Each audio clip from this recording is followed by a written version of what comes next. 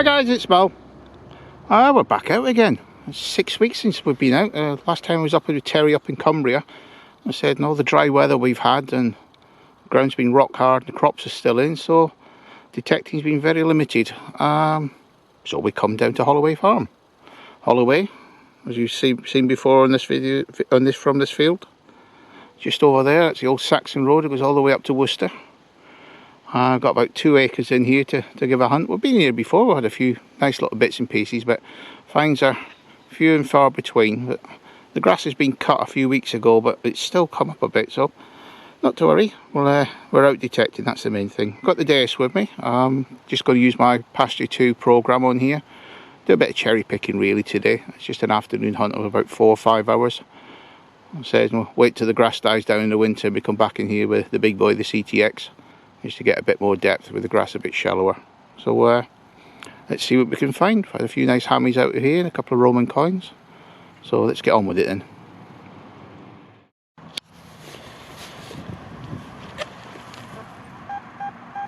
Well guys, first positive signal in that pretty shallow one. Just in this clump here.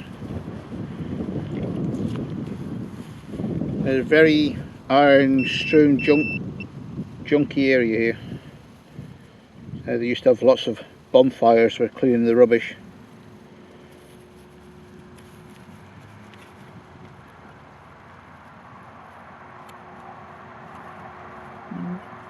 It's pretty shallow, so it must be a real small find. Give a banging signal.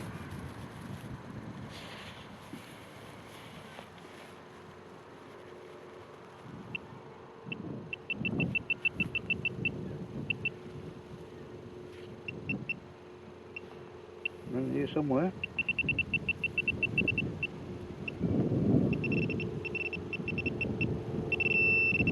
Oh, first signal, just a bit of scrap tin or something. Well, at least we're off and running.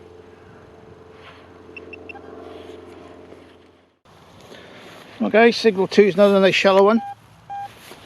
It's mid-tone again. So it's on a couple of inches down. I'm just picking out the high-pitched tones in amongst all the iron.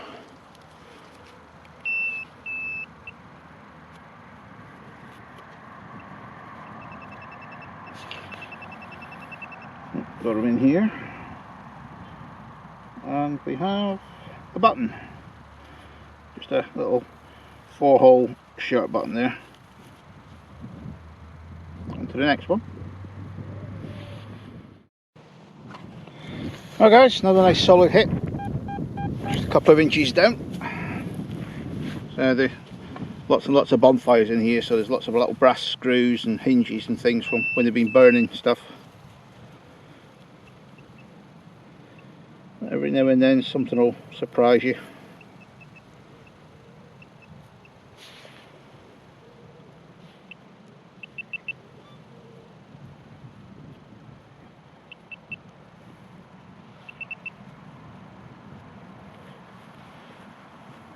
Clod up a little bit more. Let's get into it.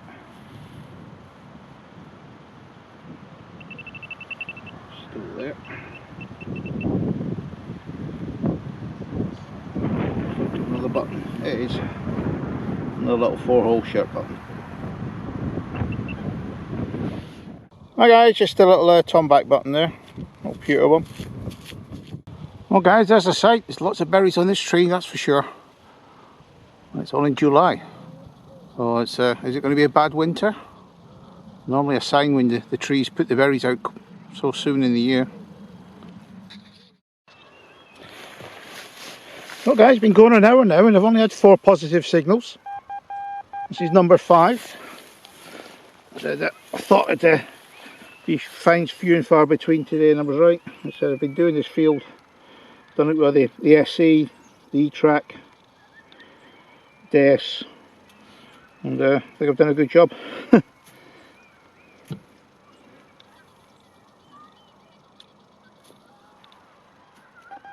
We're in here. There's a big lump of brass. Probably off something off the bonfire. Well, on to the next one. We'll keep going. Well guys, if you see the guy just running over there, just see me bending down in the middle of the field. He's just been asking if I'm all okay. He thought I was dying or something. He thought he'd just check. What a lovely guy. Thanks very much to him for concern. Oh, he's from ATS. Good lad. Well guys, another banger of a signal. So 2 in 2 minutes. There's something wrong here. Let's get some of this grass out of the way and get the pinpointer out.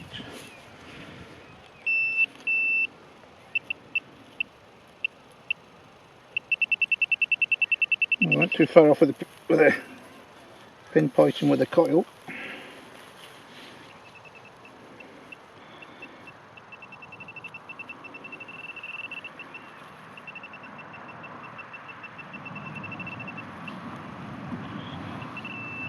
Not any lead yet. Oh, looks like a bit of silver paper.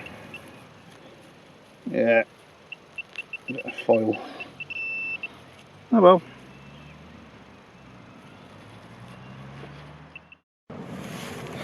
Well guys, dug out that whacking great flint from that hole. Underneath it was this lovely spindle whorl. It makes it worthwhile coming down when you're getting something like that. So all we've had is a few sparse finds so far, but starting to grid up and down the field, and that's just popped out from about 4 or 5 inches down. Well guys, first coin, George's second halfpenny. I mean, 2 hours in before I got that. And it's well gone though. Just make it out with the head there.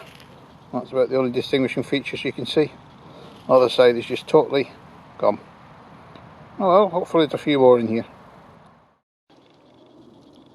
Oh well, just another 4-hole shirt button. It's certainly proving hard work, this field.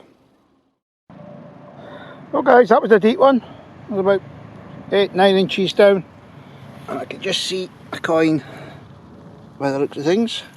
Just in the edge of this clump here. Looks like a halfpenny. But who is it? Is anybody's guess? Looking at it, I'll go for George 3. Just from purely the thickness of the coin.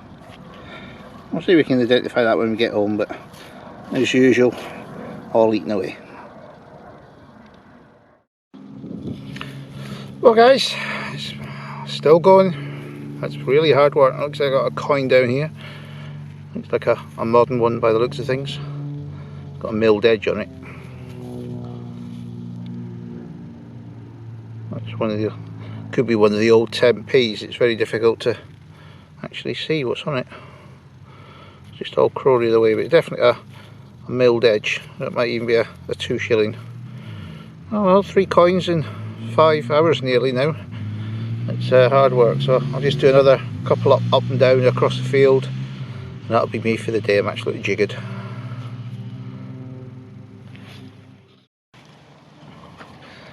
Well guys, absolute belter of a signal here. It's just in the grass. So no my luck, it'll be a bit of silver paper. I don't think he's that far down. You can hear with the probe going off. Let's move things a bit aside. So a little fertile about.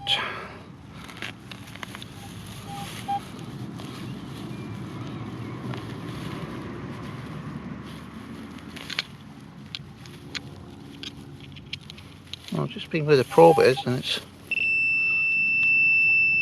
still there, as you can hear, quite a size, so probably be a bit of foil. Oh, I feel something solid there. That might be a tin can. Oh no, it's not. The dreaded shallow iron. Oh well. Hi guys, welcome to the review, and God, that was a hard day's hunting. I think we can class that field now as NFG. The finds were just dried up really. I've been doing that field for quite a few years. I've started off with the Minelab SE in that field, how long ago it was, and steadily progressed through to the E-Track and also on to the CTX. The DS has been in there, the fish has been in there, so there's very few signals left, and you can see that from the the finds here. So the junk wise, even very little of that. I got probably about 10 bits of junk in total. Not a lot to say about that really, so we'll just put that to one side. And then finds wise, again, just as sparse. Got a few buttons. That bit of tin looks like it's a clasp of some sort, so it's probably about Victorian, no older than that. We've got a big button, a few little buttons, 3 coins. I think we've got a George II halfpenny, a George III halfpenny, and what looks like a modern day florin with a probably an Elizabeth II one. It's got the milled edge, so we'll get that cleaned up so you can get a better idea on it. Skillet leg. That was a interesting little find. I thought it was a bit of junk. Now I've looked at it properly, it's definitely a skillet leg. And find of the day, the little spindle whorl, pretty plain one, so probably about 16th, 17th century, that one. Overall that's it, short and sweet. Hard little hunt, and basically that's it for the day's hunting. There wasn't much to shout on about. Lovely day detecting though, getting out there and all the weather. I've been going stir crazy in cabin fever for the last 6 weeks. The very dry weather's been concrete like ground conditions. Crops are still in, pasture hadn't been cut, but that one had been cut, but even then it's the only one I've got. So I'll have a scout around for the next hunt, see what else is available to me. Might try a little pasture, hopefully that's been cut and I can get in there. And a very strange one today was middle of the field, kneeling down, and heard this voice behind me, "You okay, you okay?"